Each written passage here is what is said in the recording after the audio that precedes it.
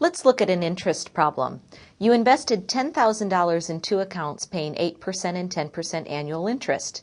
At the end of the year, the total interest from these investments was $940. How much was invested at each rate? Well, in step 1, we need to start and let x equal some unknown quantity. Now, it really doesn't matter whether we let x equal the amount invested at 8% or the amount invested at 10%. So let's just say we'll let x equal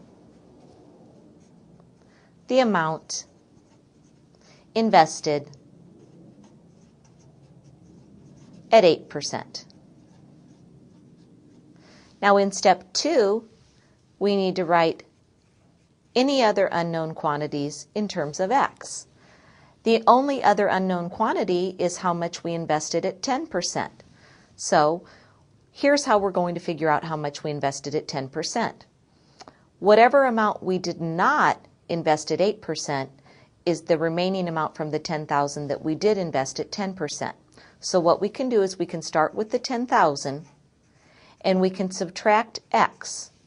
In other words, let's subtract the amount already invested at 8%, and whatever's left is the amount invested at 10%. Now we're ready for step 3. In step 3, we're going to use the information in step 1 and 2 to write an equation in terms of x. Now, in order to write this equation, we have to keep in mind one thing. We know the formula for interest.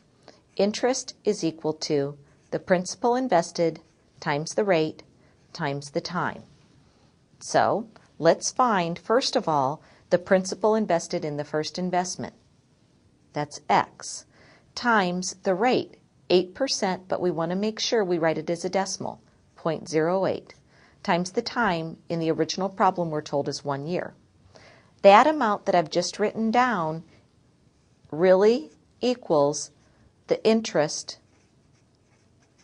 from the first investment. We're going to add to that the interest from the second investment. Well, the interest from the second investment is the principal times the rate times the time. So the principal from the second investment is 10,000 minus x times the rate, which is 10% in a decimal form, 0.10, times the time, which was 1 year. So this amount that I just wrote down is really the interest from the second investment.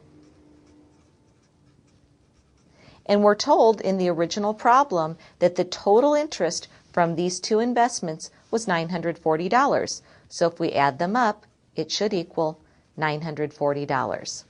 Now, this equation that I have written in blue is the equation that we'll solve in step 4. And here's the equation. In step 4, we'll solve this equation. So we need to distribute. X times 0.08 times 1 is simply 0.08x, plus we have 10,000 minus x times 0.10 times 1. So 10,000 times 0.10 is just 1,000, minus x times 0.10 times 1 is 0.10x, and that's equal to 940.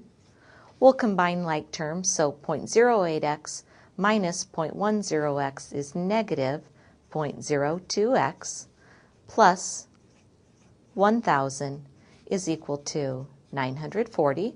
We'll subtract 1,000 from both sides. Negative 0.02x equals negative 60. And when I divide both sides of the equation by negative 0.02, I get x is equal to $3,000. Now, remember, in step 1, I let x equal the amount invested at 8%. So what I can say is, since x is equal to 3,000, 3,000 was invested at 8%. And then I have to take 10,000 and subtract 3,000. and I'll get a total of 7,000 was invested at 10%. Now, it's a good idea in step 5 just to check our work. How can we check our work? Well, we have principal that was invested, $3,000. If $3,000 was invested at 8%, the interest earned would be 3,000 times 0.08. Plus, if 7,000 was invested at 10%, the interest earned would be 7,000 times 0.10. If we multiply out these numbers and add the two quantities, we get a total of 940. So our solution is correct.